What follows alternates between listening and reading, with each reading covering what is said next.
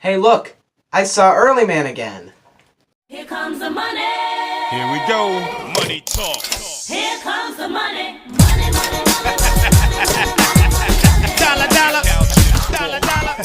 He is the missing link. Missing link. I don't know why they called that, actually. No one ever said Bigfoot was the missing link. Whatever. I'm gonna point this out. If we evolved into humans, then how would Sasquatch be the missing link if he's 8 feet tall and we're like 6 feet tall? I mean, I guess there's a chance that we got shorter. But... So Missing Link is a new stop-motion movie by Laika. Laika is a company I feel very mixed on. I mean, a lot of people are going to be like, what the heck, Laika's amazing. But the problem with Laika to me is that they have so much potential. Their visuals are phenomenal. They're beautiful. The stop-motion in these movies is amazing. But they don't have very good writers. Ready for the... if I think it's to say it. Kubo and the Two Strings isn't very good. Kubo felt like a lot of just animated sci-fi or animated fantasy movies for me where it's like, okay, you're good visually, but you don't really have anything else to you. That's kind of a lot of Laika films for me. Box Trolls is like great visually, not very good, doesn't have much substance in story. And the Aardman doesn't fall into this trap either. Like, they don't really do it, except for Early Man. They kind of did it. And that movie's just kind of, oh, okay, you have amazing visuals, but you're just kind of, story-wise. So what did you expect I think of The Missing Link? I thought it would be, like story-wise, that'd be pretty good. And now you guys saw it, let's talk about it. So the first thing I'll say is this, is that the visuals in this movie are beautiful. I mentioned that earlier because it's implied. But the visuals in this movie are amazing. Sometimes I thought they were CGI. I hope they're not. But the stop motion in this movie is beautiful. The set pieces are great. The scale is great. It's an incredibly well-made movie. Like, it is a beautiful movie, which can kind of save it for me. And what do you expect? It's another Laika film. It's another Early Man Laika film. Whatever. Those type of movies where it's like beautiful visually, doesn't really have much of a... doesn't really have any weight to it, to be honest. I'm not going to say this movie wasn't enjoyable. Like, it was very enjoyable. I have a positive outlook on Missing Link. I was entertained the whole time. I wasn't bored. I actually like this film more than Kubo and the Two Strings. Because Kubo and the Two Strings has such a weightless story. Plus, that movie is freaking overrated. But this movie... It's just kind of, I mean, it's enjoyable. The actual Missing Link character is very entertaining to watch. I like this character a lot. But it's just kind of very predictable. It's pretty predictable in its story. It's just kind of nothing. But does it make me upset? Not at all. I was entertained by the movie.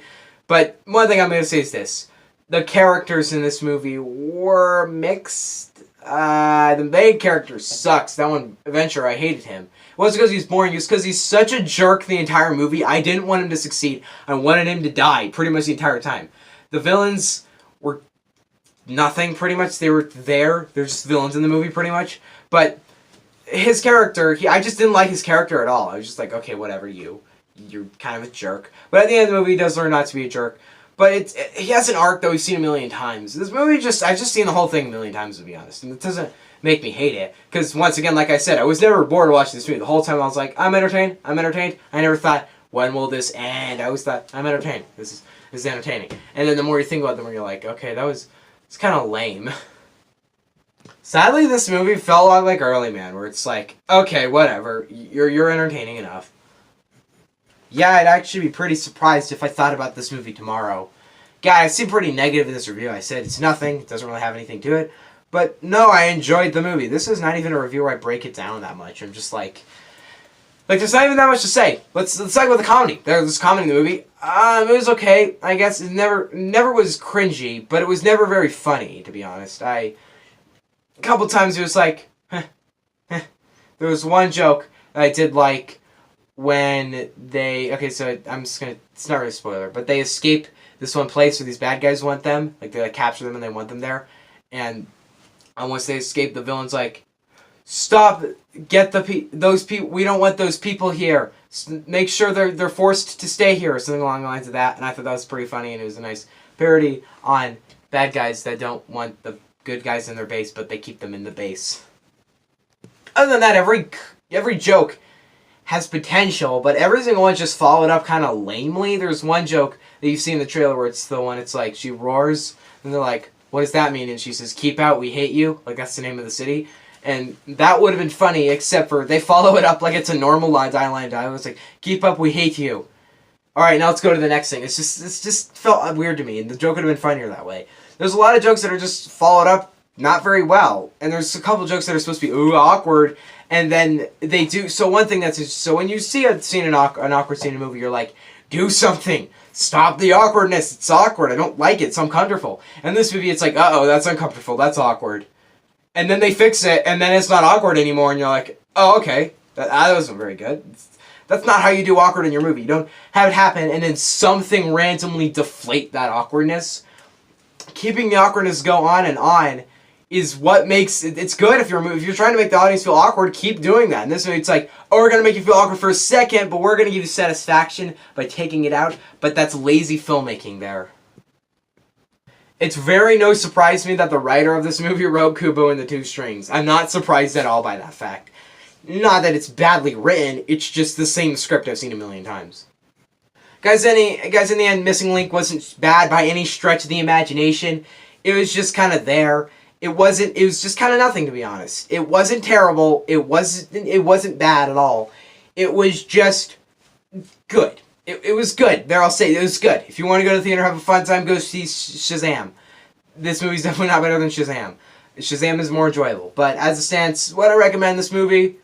Maybe. I don't know if kids will enjoy it that much. It's a lot adult. It's very quiet, weirdly. Like, the sound mixing wasn't very good in its volume. It's pretty quiet the entire time. But other than that, there's not many huge problems I have with this movie. There's just not many praises I have other than the visuals. It's just kind of enjoyable and good. There, you have it. I would be giving this movie a lower rating. If it weren't for its gorgeous visuals, I could gush about those all day. But they're amazingly well-detailed visuals. The water, how do you do that? But as it stands, other than that, other than the visuals, there's not really much about this movie that I loved. I'm going to give Missing Link a 7. Yeah, it's just not great, but it's not bad at all. I guess I'm not seeing Under the Silver Lake next week because it's R, so breakthrough review, who cares?